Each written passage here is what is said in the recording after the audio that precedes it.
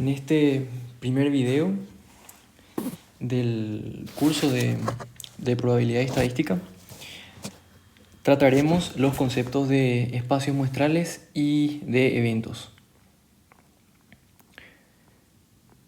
Entonces, en líneas generales, la probabilidad es la rama de las matemáticas que está relacionada con descripciones numéricas de la chance de que ocurra un cierto evento o de que una proposición sea o no verdadera. Esta probabilidad que se asocia a un evento es siempre un número entre 0 y 1, donde 0 indica siempre la imposibilidad de que ocurra un evento y 1 indica la certeza de que ocurre ese evento. Entonces, cuando mayor sea la probabilidad de un evento, o cuando mayor sea en el sentido de este número entre 0 y 1 que se le asigna a un evento, más chance tiene ese evento de ocurrir. Más probable es que ese evento ocurra. Entonces, en general, cuando, por ejemplo, decimos que tenemos un dado y tenemos que para el dado o para una moneda tenemos dos posibilidades: que salga cara o que salga cruz. Y decimos que la probabilidad que salga cara es la misma a la probabilidad que salga cruz.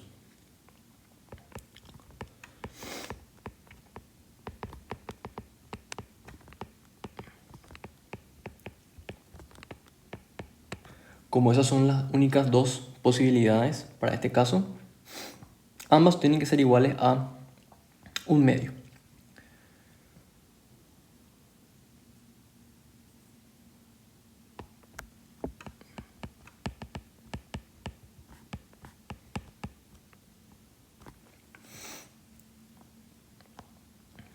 Entonces, en general, esta asignación de probabilidad que se le hace a un fenómeno o a un evento o a un experimento puede darse en tres enfoques distintos. El primero es un enfoque que es el más vago de todos, es el enfoque personal, que corresponde a una opinión que uno tiene acerca de la probabilidad de que ocurra una cierta cosa. Entonces, en ese caso, cuando decimos, por ejemplo, es muy probable que me vaya mal en este examen, o es muy probable que mañana llueva. Entonces, en este caso, estamos dando una probabilidad que puede no ser basada en un hecho técnico o científico, pero que es más bien una opinión personal que uno tiene con relación a algo. Una definición que uno puede hacer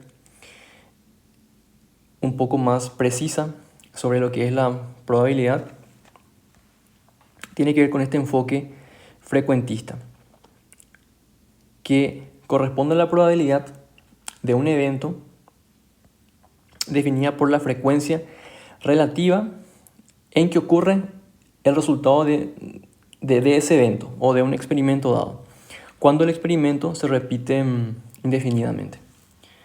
Entonces, esto ya nos da una fórmula para calcular la probabilidad de un cierto evento. Entonces, en este caso, sería el cociente entre el número de veces que ocurrió el cierto evento, del cual queremos atribuirle una probabilidad, dividido el número de veces que se repitió el experimento. Entonces, volviendo al caso anterior de, por ejemplo, la probabilidad de que llueva en un cierto día de un mes, por ejemplo, podemos observar en un mes determinado la cantidad de veces que llueve en ese mes. Entonces, en ese caso, tendríamos que tendría sentido atribuirle la probabilidad de que llueva un cierto día de un cierto mes del año.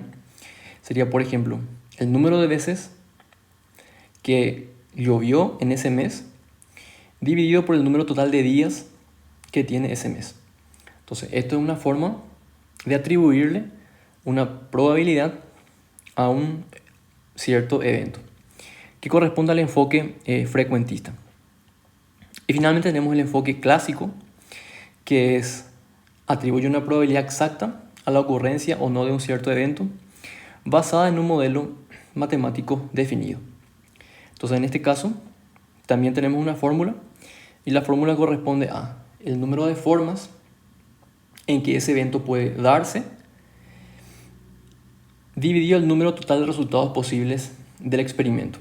Entonces, esto corresponde a los ejemplos clásicos que tenemos, por ejemplo, de cuál es la probabilidad de que yo obtenga, por ejemplo, un número par al lanzar un dado equilibrado. Entonces, para ese ejemplo que acabé de decir, de cuál es la probabilidad de obtener un número par al lanzar un dado,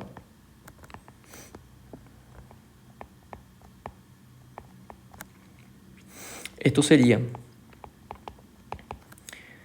el número de formas en la que puede darse el evento que estoy interesado en calcular su probabilidad, es decir, el número de veces o el número de formas en que el resultado al lanzar un dado sea un número par, que es que me salga o 2, o 4, o 6. Entonces sería el número de elementos de ese conjunto, es decir, voy a simbolizar el número de elementos de ese conjunto por este signo de cardinal enfrente al conjunto, dividido por el número total de resultados posibles, que es los números de 1 al 6.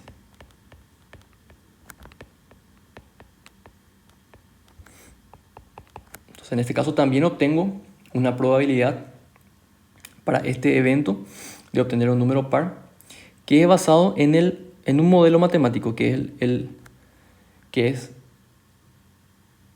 atribuirle probabilidad a este conjunto de números de 1 al 6. Entonces, en este caso la respuesta sería 3 dividido por 6, que es un medio. Entonces, en particular, esta forma de atribuirle probabilidad a eventos funciona solamente cuando todos los resultados posibles del fenómeno que estamos analizando o del experimento que estamos estudiando tienen la misma probabilidad. Entonces, este modelo matemático del que estamos hablando en este caso corresponde al espacio muestral. Entonces, el espacio muestral es la forma en que nosotros interpretamos o en que nosotros modelamos el experimento que estamos queriendo analizar o el fenómeno que estamos queriendo estudiar. Entonces, el espacio muestral de un experimento es un conjunto generalmente simbolizado por la letra S, o a veces también simbolizado por la letra omega, la letra omega mayúscula. Es un conjunto que tiene la siguiente propiedad: que cada resultado del experimento que estamos estudiando o del fenómeno que estamos analizando corresponde a un único elemento de nuestro espacio muestral. Entonces, cada uno de estos elementos, se denomina punto muestral. Entonces, para el caso cuando tenemos un dado y cuando queremos analizar cuáles son los posibles resultados, que es al tirar el dado, claramente nuestro espacio muestral queda naturalmente definido por medio del conjunto de números del 1 al 6. Entonces S es un espacio muestral que codifica los posibles resultados del fenómeno de lanzar un dado.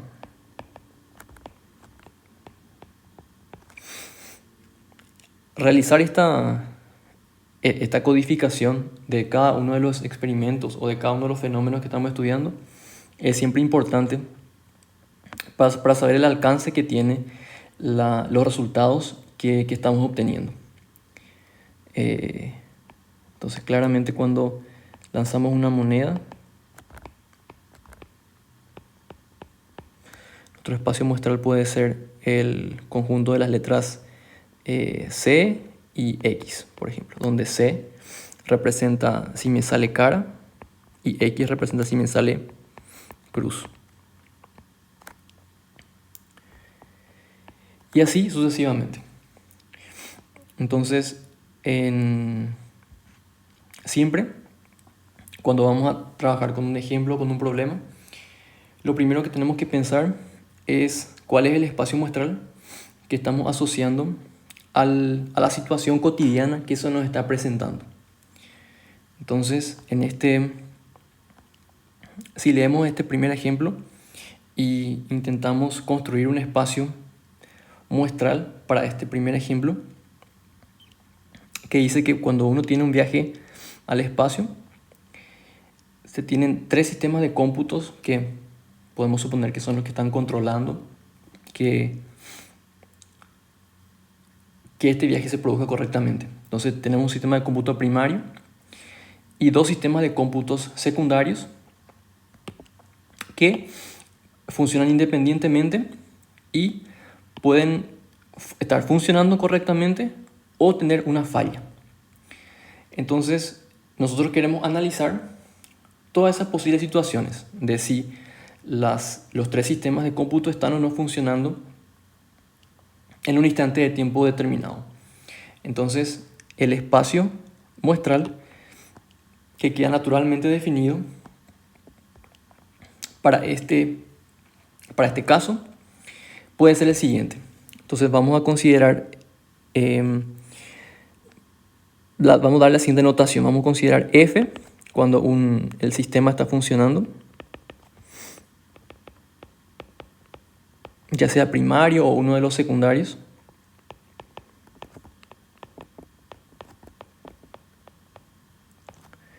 Y N cuando el sistema tiene alguna falla.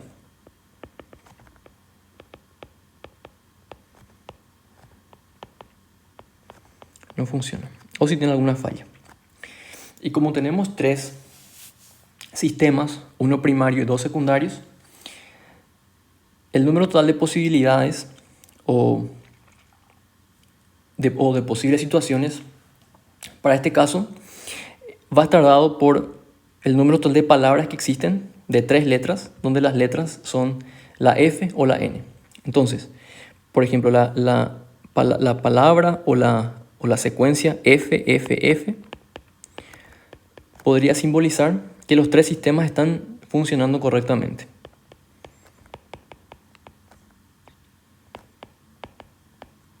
Entonces los 3 sistemas funcionan.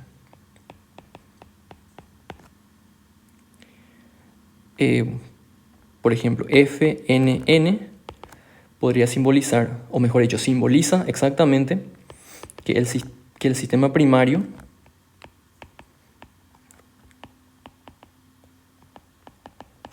funciona, que es el que nosotros vamos a asignar a la primera letra aquí. Y los otros 2 secundarios no funcionan, están con falla.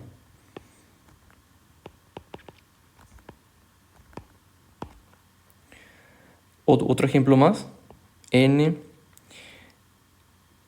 F, F, quiere decir que el sistema primario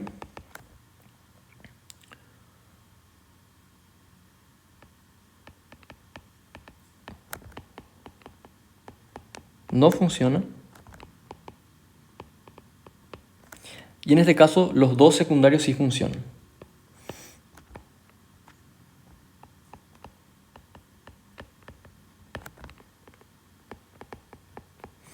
Entonces nuestro espacio muestral, S, está compuesto por todas las posibles palabras de 3 letras, donde las letras son o la F o la N.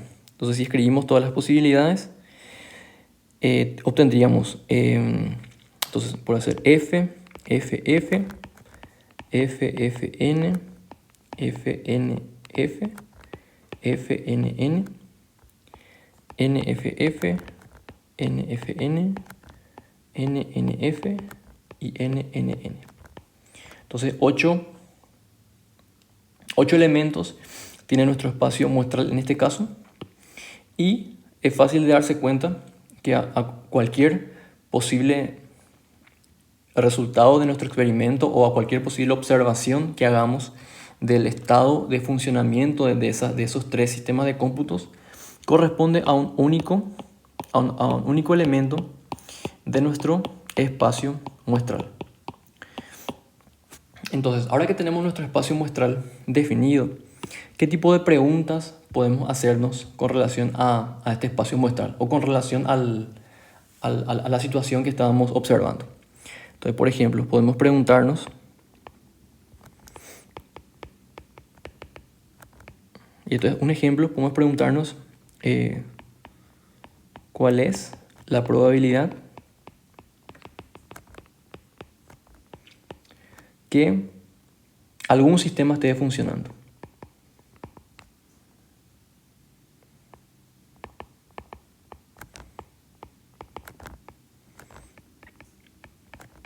En funcionamiento.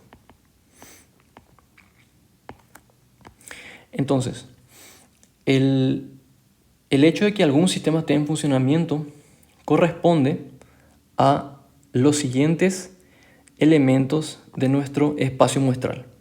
Entonces, si llamo como A al hecho de que algún sistema está funcionando,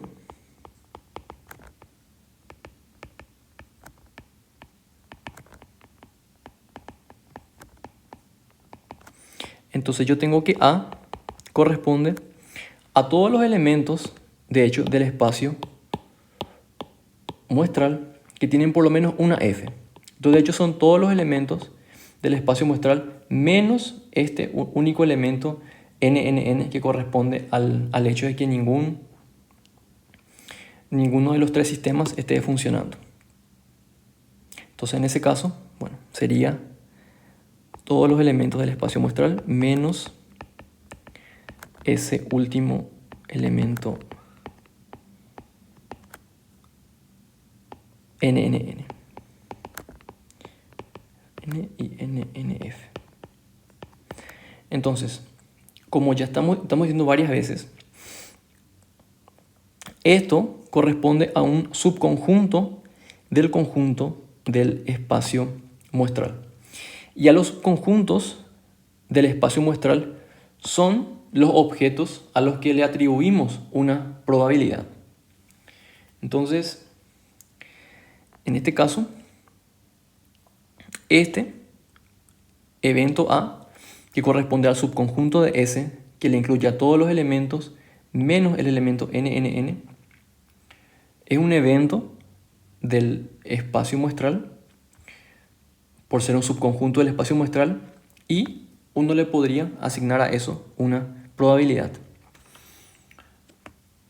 de una forma que ya vamos a ver enseguida. Entonces, la definición de evento es precisamente esa.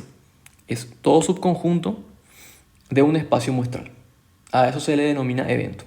Y a estos eventos son los que se les va a atribuir una probabilidad.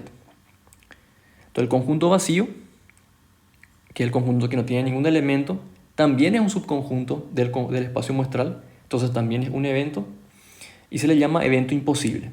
Y al subconjunto S, que es al subconjunto que coincide con el conjunto total S, se le denomina evento cierto. Entonces, el conjunto vacío nunca ocurre, y el evento S siempre ocurre, porque bueno, cualquier elemento del espacio muestral pertenece al subconjunto total.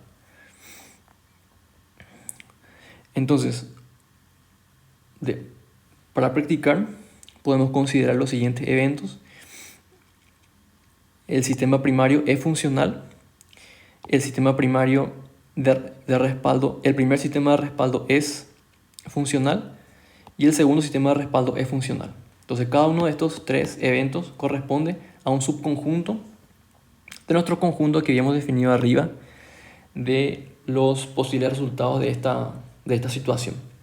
Entonces, que el sistema primario es funcional correspondía a la primera posición de la palabra. Entonces, y como es funcional, entonces esto corresponde al evento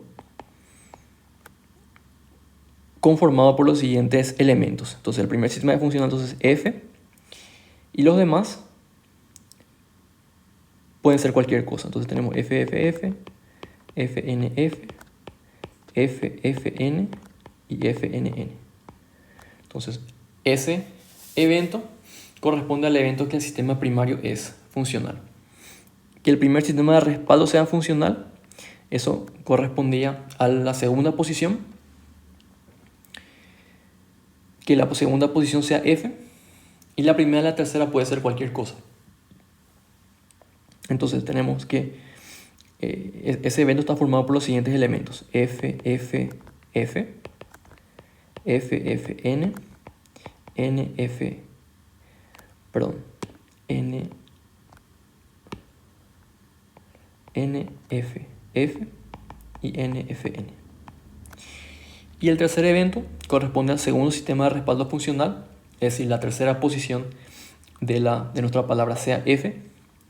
Entonces corresponde al evento FFF, FNF, NFF y NNF. Entonces estos tres son eventos distintos a los cuales uno podría asignarle una probabilidad, de una forma que, bueno, vamos a ver enseguida. Entonces, si nos ponemos a pensar, cualquier otro subconjunto de nuestro conjunto S podemos obtener a través de estos tres eventos básicos, a través de operaciones entre conjuntos. Entonces, por ejemplo, podemos considerar la unión de los eventos A y B, es decir, el primer sistema primario es funcional o el primer sistema de respaldo es funcional. Entonces, en este caso, si decimos que si el sistema primario es funcional o el primer sistema de respaldo son funcional, lo que estamos queriendo decir es que tenemos una F en la primera posición o en la segunda posición. Entonces, esto corresponde a la unión de los dos eventos A y B. Entonces, si unimos esos dos eventos A y B, entonces la unión corresponde a todos los elementos de A y todos los elementos de B juntos, ¿cierto? Entonces corresponde, voy a escribir primero los elementos de A, que son FFF, FNF, FFN y FNN. Y ahora voy a escribir los elementos de B. FFF no hace falta que escriba porque ya tengo aquí. FFN tampoco hace falta que escriba porque ya tengo aquí. NFF sí, tengo que escribir porque todavía no está. Y NFN también tengo que escribir porque todavía no está. Entonces, ese evento que yo acabo de definir ahí como la unión de los eventos A y B corresponde al evento que el sistema primario esté funcionando o que el primer sistema de respaldo esté funcionando. Y justamente corresponde al hecho de tener una F en una o en por lo menos una de las dos primeras posiciones. Entonces, eso sería la unión de los dos eventos. Y esto también es un evento que también uno podría atribuirle una probabilidad. La intersección de los eventos, vemos como que el sistema primario esté, por ejemplo, el sistema primario esté funcionando y también el primer sistema de respaldo esté funcionando. Entonces, en este caso, esto corresponde a la intersección de los eventos A y B. Entonces, el evento A Entonces, si la intersección corresponde a todos los elementos comunes que tienen los conjuntos, en este caso el A y el B.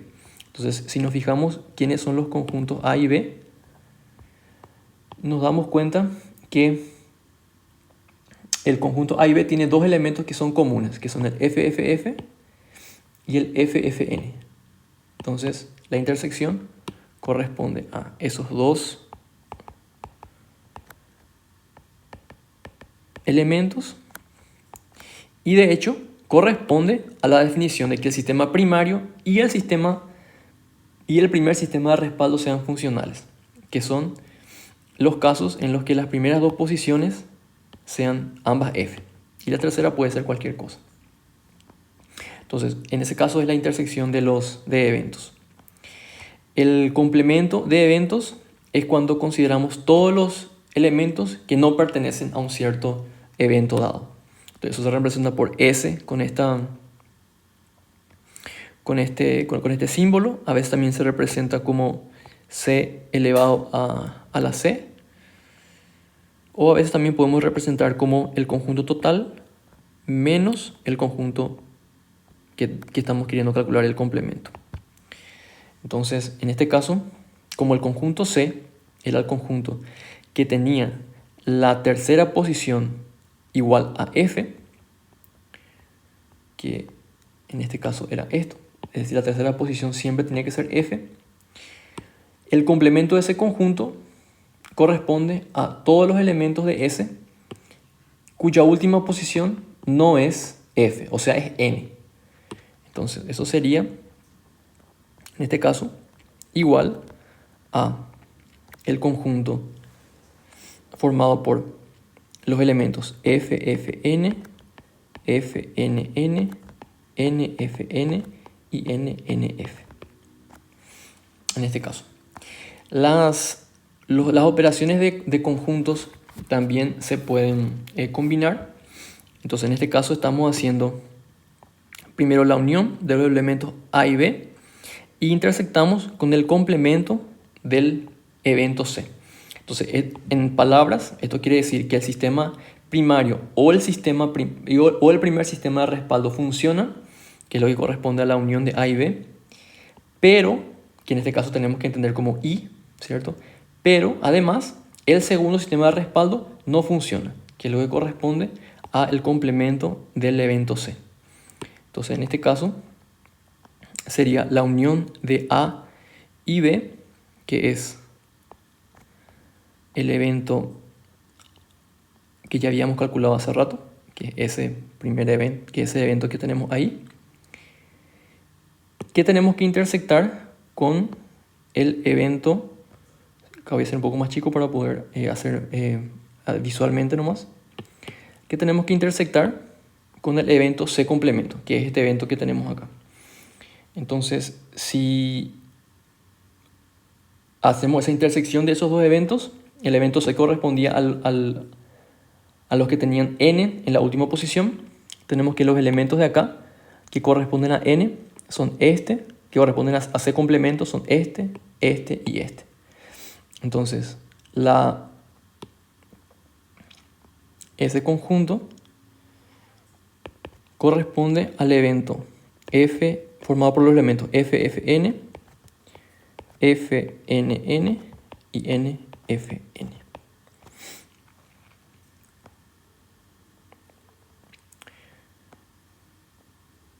Ok. Cambiando un poco de tema, en este ejemplo que vimos recién, nuestro espacio muestral era un conjunto finito. De hecho, tenía 8 elementos. Mirando aquí, el conjunto S, el espacio muestral, tenía 8 elementos posibles. A veces también es interesante pensar en un espacio muestral, o a veces es necesario verificar que un espacio muestral, o considerar espacios muestrales que no son finitos, depende de la situación necesite. Entonces, si leemos este ejemplo, tenemos que en un proceso de producción se sabe que ocasionalmente genera partes defectuosas. Entonces, el proceso se vigila mediante la prueba de las partes seleccionadas aleatoriamente durante un proceso. Y se supone que tan pronto se identifica una parte defectuosa, se detiene la producción para verificar el parámetro de las máquinas.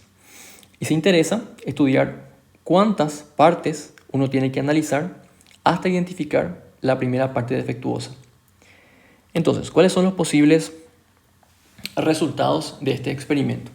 Teniendo en cuenta que lo que uno quiere es el número de partes que se analiza hasta obtener la primera parte defectuosa. Voy a llamarle C, voy a identificar por C cuando la pieza que se está evaluando no tiene defectos, o sea, cuando la pieza es correcta. Entonces, esto sería una pieza sin defectos. Y voy a llamarle F cuando la pieza está con un fallo. Entonces, los posibles resultados de este experimento son los siguientes. En el primer posible caso, puede ser que se revise una primera pieza y ya tenga fallo. Entonces, en este caso, voy a representar con el símbolo F. En un segundo caso, puede ser que la primera pieza que se verifica no tiene defectos y la segunda pieza que se verifica tiene un fallo. Entonces, en ese caso voy a simbolizar por CF. Y así sucesivamente. Si tengo una pieza que está sin fallo, reviso otra que tampoco tiene fallo y reviso una tercera y ahí recién encuentro el fallo. Eso voy a representar por CF. Y así sucesivamente, para cada posible resultado del experimento, voy a poder asociar un elemento de este conjunto infinito que estoy denotando considerando de esa forma, donde son palabras, donde las primeras de tamaño variable, de tamaño n, para cualquier número n, entero, positivo, donde las primeras n-1 letras son C y la última letra es la F. Entonces, este es un espacio muestral que es adecuado para lo que quiero considerar en este ejemplo y es un espacio muestral infinito, que también se le puede asociar una cierta probabilidad, que también vamos a ver cómo hacer más adelante. Entonces, finalmente, podemos definir eventos excluyentes, que serían dos eventos en los cuales que simplemente no tienen elementos en común, o sea, que son disjuntos. Entonces, en general, decimos que A1 y A2 son dos eventos excluyentes si su intersección es vacía, es decir, no existe ningún elemento común a ambos eventos. Y en general, dada una colección de eventos, decimos que son mutuamente excluyentes cuando la intersección de dos cualesquiera de ellos siempre es vacía. Entonces, si volvemos a nuestro ejemplo de los sistemas primarios y secundarios, tenemos que, por ejemplo, los eventos A y B no son eventos excluyentes, porque tienen, por ejemplo, un elemento común FFF. Por lo tanto, no pueden ser eventos excluyentes. Dos eventos que siempre son excluyentes son un evento y su complementar, porque en el complementar se considera justamente todos los elementos que no están en ese evento. Entonces, en este caso, el evento C y el evento C' son eventos complementarios. Entonces, con eso terminamos esta primera clase, que está basada en el capítulo 1 y sección 1.2 de este libro de Milton, que se llama Probabilidad y Estadística con aplicaciones para la ingeniería y ciencias computacionales.